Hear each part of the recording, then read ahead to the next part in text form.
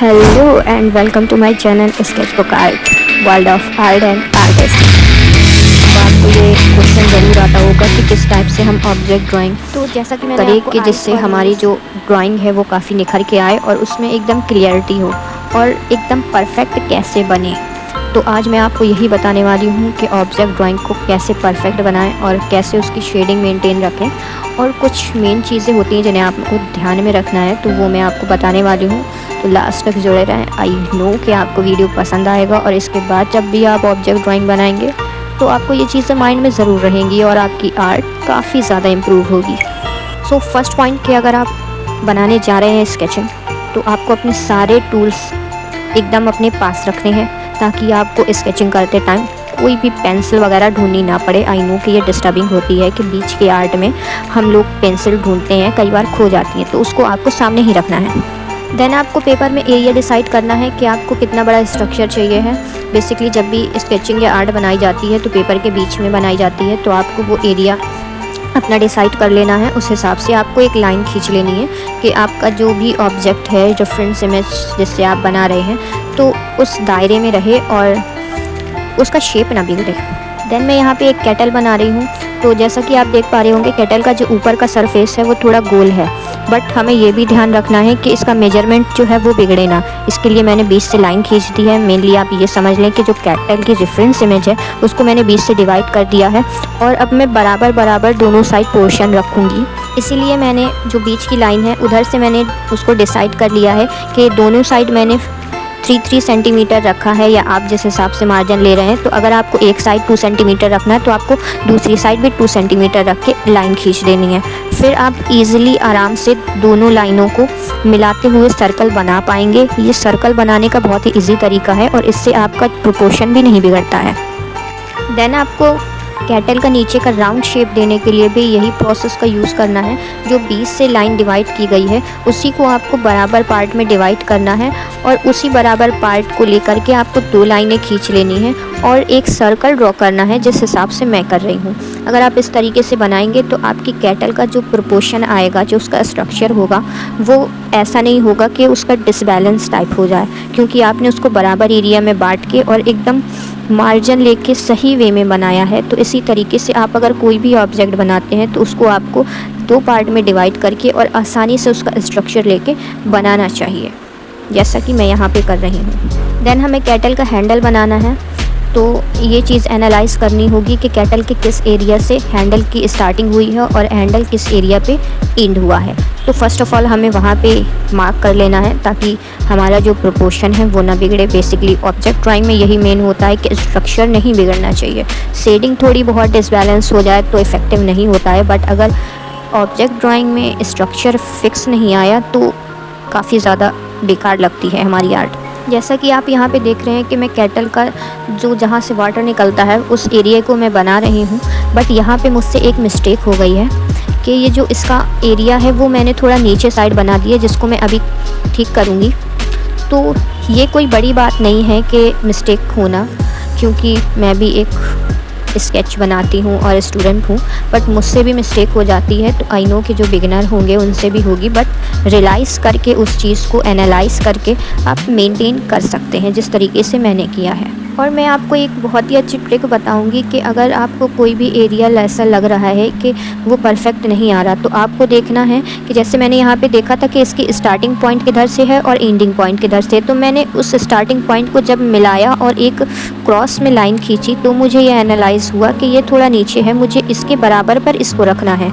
तो आपको यही चीज़ ध्यान रखनी है कि कौन सी चीज़ किसके बराबर पे हो और किसका कितना डिस्टेंस है। अगर आपको ये एनालाइज़ करना आ गया तो आपके लिए ऑब्जेक्ट ड्राइंग बहुत ही ईजी हो जाएगी और आप समझ भी पाएंगे कि आपकी मिस्टेक कहाँ पे हो रही है। देन जैसा कि आप कैटल को देख पा रहे होंगे, इसके ऊपर का जो कैप है वो थोड़ा उभरा हुआ है, मतलब थोड़ा कैटल से हल्का अलग है इसका थोड़ा शेप। तो इसलिए मैं भी इसको थोड़ा अलग टाइप से दिखा रही हूँ, मतलब थोड़ा डार्क एरिया करके उसको थोड़ा एक हल्का डिफरेंट लुक दे रही हूँ। ज़्यादा नहीं कि वो कैटल से भी मैच ना करे, बहुत ही हल्का लुक उसमें मैं दे रही हूँ जो उसमें है। जैसा कि आप रेफरेंस इमेज में देख सकते हैं वही लुक मैं यहाँ पे क्रिएट कर। देन वही चीज़ हमें कैटल के नीचे एरिया में भी करनी है, वो भी थोड़ा एक अलग है। तो इस टाइप से हमें उसको भी दिखाना है, जिस तरह से मैं दिखा रही हूँ यहाँ पे। आप रेफरेंस इमेज में देख सकते हैं, उसके अकॉर्डिंग भी आप एनालाइज कर सकते हैं कि मैं किस हिसाब से इसको बना रही हूँ। जैसा कि मैंने हैंडल का बेसिक लाइन खींच के एक शेप ड्रॉ कर लिया था कि मुझे एक आइडिया हो जाए कि इसका शेप किस टाइप में राउंड में आया है। ये बिल्कुल राउंड गोल नहीं है सी टाइप, ये थोड़ा वाटर इमेज एल का जो होता है उस टाइप में है। तो उसी टाइप में मैंने भी इसको बनाया है और इसी अकॉर्डिंग मैं इसमें लाइन खींच के इसका हैंडल को बना रही हूँ। ऐसे बनाना बहुत इजी होता है अगर आप स्ट्रक्चर का बेसिक पर्पस ध्यान कर लें, यानी बेसिक प्रोपोर्शन आप ध्यान कर लें कि इसको किस टाइप से बनाना इजी होगा, तो आपके लिए ऑब्जेक्ट ड्राइंग बनाना बहुत ईजी है। फिर इसके बाद मैं जो प्रॉपर इसमें लाइन्स वगैरह है वो सब बना लूँगी, और जो बटन है उसको भी मैं बना लूँगी और उसका एरिया एक छोड़ दूँगी। उसके बाद जो भी जिस तरीके से मैं बना रही हूँ आपको भी नॉर्मल उसी तरीके से बना लेना है। बट एक चीज़ जो है, आपको ऑब्जेक्ट ड्राइंग आप किसी भी चीज़ की कर रहे हो ध्यान रखना है कि आपका फर्स्ट होता है एनालाइज, कि आपको सबसे पहले एनालाइज करना है कि इसका प्रोपोर्शन किस टाइप का है, इसकी शेप कैसी है। सेकंड होता है कि उसको किस तरीके से बनाया जाए कि हमारा शेप इजीली ड्रॉ हो जाए। थर्ड होता है कि हमें मेजरमेंट ध्यान रखनी है कि डिसबैलेंस नहीं होना चाहिए हमारा स्ट्रक्चर। और थर्ड बात जो आती है वो फोर्थ पार्ट जो आता है वो हमारा शेडिंग का होता है, जिसके बारे में मैं आपको बताऊंगी। तो आपको इन सारे पॉइंट्स को बहुत ही अच्छे से ध्यान में रखना है अगर आप किसी भी टाइप का ऑब्जेक्ट या स्केच ड्रॉ कर रहे हैं तो। देन जैसा कि आप देख पा रहे होंगे कि मैंने इसका शेप प्रॉपर बना लिया है। अब मैं जो एक्स्ट्रा लाइंस वगैरह हैं उसे इरेज कर दूंगी और एक नॉर्मल जो मुझे स्ट्रक्चर चाहिए है उसे मैं ड्रॉ कर लूँगी। इससे क्या होगा, जो एक्स्ट्रा लाइंस हैं उसका इफ़ेक्ट हमारी आर्ट पर नहीं पड़ेगा, सिर्फ एक ही लाइन रहेगी जिसकी वजह से हमारी शेडिंग डिसबैलेंस नहीं होगी। तो आपको भी ऐसा ही करना है अगर आप किसी भी चीज़ का स्केच बना रहे हैं, चाहे वो ऑब्जेक्ट ड्राइंग हो या फिर पोर्ट्रेट स्केच हो, दोनों में ही आपको यही करना है कि बेसिक लाइन खींचने के बाद, एक स्ट्रक्चर बनने के बाद आपको एक्स्ट्रा लाइनें हैं वो सब इरेज कर देनी है। फिर न्यू पैटर्न पे जो आपका आर्ट आएगा उस पर ही आपको स्केच करना है। जैसा कि मैं यहाँ पर सारी ही न्यू लाइंस बना ले रही हूँ, उसी तरीके से आपको भी बना लेना है। अगर आप ये ट्यूटोरियल देखते में स्केचिंग करते जाएंगे साथ में, तो इससे आपकी स्केचिंग बहुत ही ज़्यादा इम्प्रूव होगी। तो आई सजेस्ट यू कि जब भी आप कोई ट्यूटोरियल वीडियो देखें स्केचिंग का, तो साथ में स्केच करने का ट्राई ज़रूर करें, क्योंकि बाद में वो इतना हमें ध्यान नहीं रहती हैं चीज़ें, बट प्रेजेंट की चीज़ जो होती है वो ज़्यादा ध्यान होती है। तो इससे आपकी स्केचिंग और ज़्यादा इम्प्रूव होगी। जैसा कि आप देख पा रहे होंगे कि मैं पेपर को अपने हिसाब से मूव कर ले रही हूँ, जिस हिसाब से मुझे इजी हो रहा है ड्रॉ करने में। तो आपको भी ऐसा ही करना है, because you are a beginner. आपको अभी उस टाइप से नहीं आएगा कि आप अपने हाथ को उस तरीके से मूव कर पाओ, तो आपको भी नॉर्मल पेपर को ऐसे ही मूव करके स्केचिंग कर लेनी है। बट आपको डेली प्रैक्टिस करते रहना है अपने हैंड को मूव करने का। आई होप कि आपको वीडियो अच्छी लग रही होगी, या आपको काफ़ी ज़्यादा यूज़फुल लगी होगी, क्योंकि मैं भी जब बिगनर थी और सीखने के लिए यूट्यूब वगैरह पे सर्च करती थी तो कोई भी इस टाइप की ट्यूटोरियल वीडियो नहीं मिलती थी कि जिसमें डिटेल में बताया गया हो। नॉर्मल वीडियोस बनाते हुए रहता है, वो आप देख के उतना एनालाइज नहीं कर पाएंगे कि किस चीज़ की यहाँ पे ज़रूरत है और कौन सा स्ट्रक्चर ऐसा क्यों बनाया गया है। और जो एक समझाने वाली बात होती है, तो वो मैं जब ऐसा बिगनर थी तो मुझे कहीं पे भी नहीं मिला। तो मैं चाहती हूँ कि जो लोग भी ये चीज़ें सीखना चाहते हैं तो उन्हें मैं बता सकूँ कि किस तरीके से ऑब्जेक्ट ड्राइंग बनाना इजी हो सकता है। और मुझे लगता है कि अगर इस वीडियो को आप अच्छे से समझ जाएंगे तो आप किसी भी स्ट्रक्चर को आसानी से बना पाएंगे एनालाइज करके। देन मैं यहाँ पे आगे की प्रोसेस कर रही हूँ, जिसमें मैंने सॉफ्ट चारकोल पेंसिल यूज़ करी है, ये अप्सरा की है। और चारकोल पेंसिल अगर आपने यूज़ अभी तक नहीं करी है या आपके पास नहीं है तो आपको टेंशन की कोई ज़रूरत नहीं है। आप 8B या 10B पेंसिल भी यूज़ कर सकते हैं, ग्रेफाइट की ही, उससे भी आपको एक स्ट्रक्चर लुक आ जाएगा। और इससे मैं डार्क एरिया में शेडिंग कर रही हूँ, क्योंकि कैटल का जो ये एरिया है वो ब्लैक कलर का होता है, तो ब्लैक कलर को रिप्रेजेंट करने के लिए मैं चारकोल का यूज़ कर रही हूँ। साइड में जहाँ डार्क एरिया है वहाँ मैं शेडिंग डार्क दे रही हूँ, और उसी हिसाब से आपको भी शेडिंग देनी है। बीच के लाइन में लाइट इफेक्ट डालने के बाद मैं साइड में चारकोल यूज़ कर रही हूँ, और राइट और लेफ़्ट के कॉर्नर साइड में भी मैं चारकोल पेंसिल यूज़ कर रही हूँ। चारकोल पेंसिल अगर आपने अभी तक यूज़ नहीं करी है तो इसके बारे में मैं आपको बताऊँ कि चारकोल बहुत हार्ड सरफेस पे यूज़ होती है। बेसिकली ये नॉर्मल पेपर पे यूज़ हो जाती है, बट अगर आप इसे ग्रेफाइट के साथ मिक्स करने का सोचेंगे तो इसको मिक्स करना थोड़ा टफ़ होता है, बट किस टाइप से ये मिक्स होती है उसकी प्रोसेस अलग होती है। बट मैंने इसमें ग्रेफाइट के साथ मिक्स नहीं किया है, मैंने सिर्फ नॉर्मल चारकोल यूज़ करी है। तो इसको यूज़ करने में आपके लिए ईजी होगा, आपको टेंशन लेने की कोई ज़रूरत नहीं है। बस जिस तरीके से ग्रेफाइट यूज़ होती है उसी तरीके से चारकोल भी यूज़ होती है। बट अगर आपको ग्रेफाइट चारकोल मिक्स करनी है तो थोड़ी इसकी प्रोसेस अलग होती है। बट यहाँ पे जो भी मैं चीज़ें कर रही हूँ वो आपको बिल्कुल भी प्रेशर नहीं लेना है, ये सब नॉर्मल और इजी तरीका है, क्योंकि मैं जानती हूँ कि मैं किस पर्पज़ से वीडियो बना रही हूँ, तो मुझे उस पर्पज़ को ध्यान में रख के चीज़ें करनी है।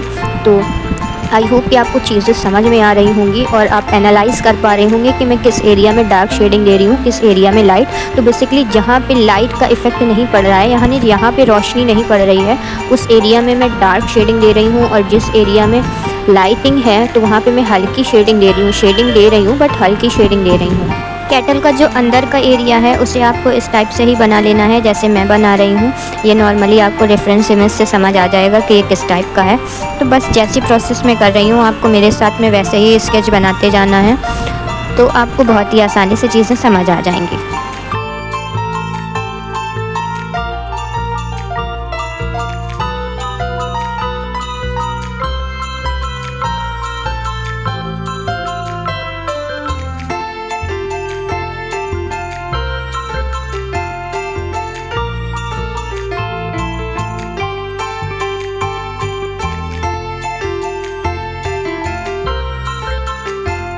चारकोल पेंसिल से प्रॉपर शेडिंग करने के बाद अब मैं इसे ब्रश से अच्छे से मिक्स कर दूंगी कि स्मूथ टेक्सचर आ सके, जैसा कि मैं यहाँ पे कर रही हूँ। आपको भी सेम प्रोसेस करनी है और आपको पहले लाइट एरिया में ब्रश से मतलब स्मूथ टेक्सचर दे देना है, उसके बाद आपको डार्क एरिया में जाके उसका स्मूथ टेक्सचर ब्रश से दे देना है।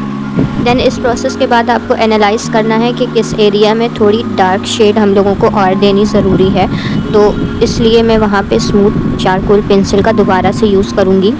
तो ये अगर आप कोई भी ऑब्जेक्ट बना रहे हो तो उसमें आपको प्रॉपर शेडिंग देने के बाद एक बार एनालाइज़ ज़रूर करना है कि किस एरिया में आपको डार्क इफ़ेक्ट कम दिख रहा है और किस एरिया में लाइटिंग इफ़ेक्ट कम दिख रहा है। तो उसी हिसाब से आपको दोबारा से उसमें शेड करनी है, या अगर आपका लाइटिंग इफ़ेक्ट कम है तो इरेज करके आपको उसको दिखाना पड़ेगा। देन केटल का जो इनर एरिया है हैंडल साइड का, उसे मुझे दिखाने के लिए हार्ड चारकोल का यूज़ करना पड़ेगा यहाँ पे। बट आपको एक चीज़ ध्यान रखनी है, आपको पेंसिल चाहे आप किस टाइप की भी शेडिंग कर रहे हो प्रॉपर शार्प रखनी है, ताकि आपकी शेडिंग का जो टेक्सचर है बहुत अच्छा आ सके। अगर आपकी पेंसिल प्रॉपर शार्प नहीं होगी तो वो जो एक क्वालिटी होती है, मतलब बारीकी से शेडिंग जो होती है वो नहीं आ पाएगी। तो मैं यहाँ पे हार्ड चारकोल पेंसिल का यूज़ कर रही हूँ। ये डार्क एरिया है तो यहाँ पे मुझे कुछ ज़्यादा ही डार्क दिखाना है, इसलिए मैं यहाँ पे हार्ड चारकोल का यूज़ कर रही हूँ। देन केटल के रेफरेंस इमेज के हिसाब से आपको एनालाइज़ कर लेना है कि कहाँ पे डार्कर शेड है, कहाँ पे लाइट शेड है, और उसी अकॉर्डिंग आपको अपनी पूरी शेडिंग की प्रोसेस करनी है। शेडिंग के बारे में मैं आपको कुछ बताऊँ तो इसमें एक बेसिक चीज़ ये होती है कि अगर आप किसी भी टेक्सचर की शेडिंग कर रहे हैं, चाहे वो फेस स्केचिंग हो या ऑब्जेक्ट ड्राइंग हो या किसी भी टाइप का टेक्सचर हो, तो ये इसका मेथड होता है कि आपको डार्क टू लाइट पेंसिल की शेड लेके आनी होती है, यानी डार्क एरिया से लेकर आपको लाइट एरिया में शेडिंग करते हुए लाना पड़ता है। और इसके टाइम आपको ये करते टाइम आपके हैंड पे जो आपका कंट्रोल है वो होना चाहिए कि कैसे आप हार्ड टू लाइट शेड ला सकेंगे। ये आपको रेगुलर प्रैक्टिस से ही आएगा, अपने हाथ पे कंट्रोल करना, क्योंकि जब हम हार्ड सरफेस में शेडिंग करते हैं तब हमें पेंसिल का प्रेशर ज़्यादा रखना पड़ता है, और जैसे जैसे हम लाइट शेड पर आते हैं वैसे वैसे हमें पेंसिल का प्रेशर कम करते जाना पड़ता है। तो ये कुछ पॉइंट्स होते हैं सीखने वाले, जिनको आप सीख कर ही स्केचिंग अच्छी बना पाएंगे। तो अगर आप बेसिकली 1 मंथ भी इस चीज़ का प्रैक्टिस कर लेंगे तो आपकी बहुत ही ज़्यादा अच्छी स्केचिंग हो जाएगी। 1 मंथ में भी बहुत ही ज़्यादा मैक्सिमम टाइम होता है जिसमें आप आराम से प्रैक्टिस करें तो भी आपको कोई दिक्कत नहीं है। आप इजीली अपनी शेडिंग का जो मेथड है उसे इम्प्रूव कर पाएंगे। और जल्दी सीखने के लिए 15 डेज़ बहुत ही ज़्यादा होते हैं। आप 15 डेज़ में नॉर्मली सीख जाएंगे कि किस टाइप से आपको अपने हैंड पे कंट्रोल रखना है। तो जैसा कि मैं यहाँ पे शेड दे रही हूँ, आपको भी उसी टाइप से शेड देना है। और अगर आप प्रॉपर वे में डेली बेस पे या वीकली 1-2 भी स्केच ड्रॉ करते हैं तो आई नो, और ये आप भी जानकर चलिए कि आपको इतना एनालाइजिंग स्किल डेवलप हो जाएगी कि आप ये ईज़िली समझ पाएंगे कि आपको कहाँ पे डार्क एरिया में शेड देनी है और कहाँ पे लाइट एरिया में। देन आपको ब्रश की हेल्प से एक स्मूथ टेक्सचर दे देना है, जैसा कि मैं यहाँ पे ब्रश की हेल्प से शेडिंग कर रही हूँ, तो आपको बस वैसे ही कर लेना है।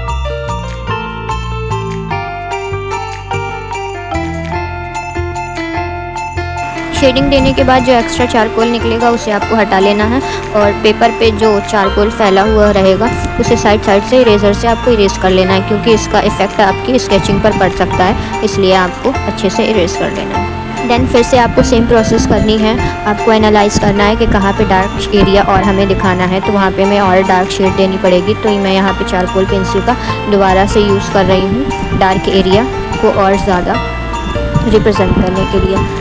इसके बाद डार्क एरिया के बाद आपको लाइटिंग एरिया को भी ज़्यादा दिखाने के लिए इरेज़र से इरेज़ करके दिखाना पड़ेगा। तो जिस तरीके से मैं यहाँ पे यूज़ कर रही हूँ आपको भी उसी तरीके से इरेज़र का यूज़ करना है। मैं कोई भी एक्सपेंसिव इरेज़र का यूज़ नहीं कर रही हूँ, मैंने नॉर्मल इरेज़र लिया है, क्योंकि मैं आपको पहले भी बता चुकी हूँ कि मेरा वीडियो बनाने का पर्पज़ सिर्फ इतना है कि जो लोग सीखना चाह रहे हैं वो सीख सकें। तो उन्हें मैं बेसिक से ही सिखा रही हूँ, तो मैं बेसिक चीज़ों से ही आपको सिखाऊँगी। देन धीरे धीरे आपको डिटेल ऐड करनी है। बेसिकली मैंने भी कई वीडियो में देखा है, उनमें सिर्फ नॉर्मल बता देते हैं कि डिटेल ऐड करनी है, बट डिटेल आखिर होती क्या है? तो डिटेल वो होती है कि यही चीज़ कि आपको कौन से एरिया को ज़्यादा इफ़ेक्टिव दिखाना है और किस एरिया को ज़्यादा इफ़ेक्टिव दिखाने के लिए आपको उधर किस टाइप का शेड चाहिए। अगर आपको उसमें लाइटिंग को इफ़ेक्टिव दिखाना है तो आपको लाइटिंग एरिया में इरेज़र का यूज़ करना पड़ेगा। अगर आपको डार्क एरिया का इफ़ेक्ट दिखाना है तो आपको डार्क पेंसिल का। तो यही छोटी छोटी बारीकियाँ होती हैं जिनको हम लोग डिटेलिंग बोलते हैं, और किस किस जगह पे यूज़ करना है उस मेथड को, तो उसी चीज़ को हम लोग डिटेलिंग बोलते हैं। तो आज के लिए इतना ही। मैं नेक्स्ट वीडियो में आपको अगली शेडिंग की प्रोसेस बताऊंगी और शेडिंग की कई टिप्स के बारे में बताऊंगी।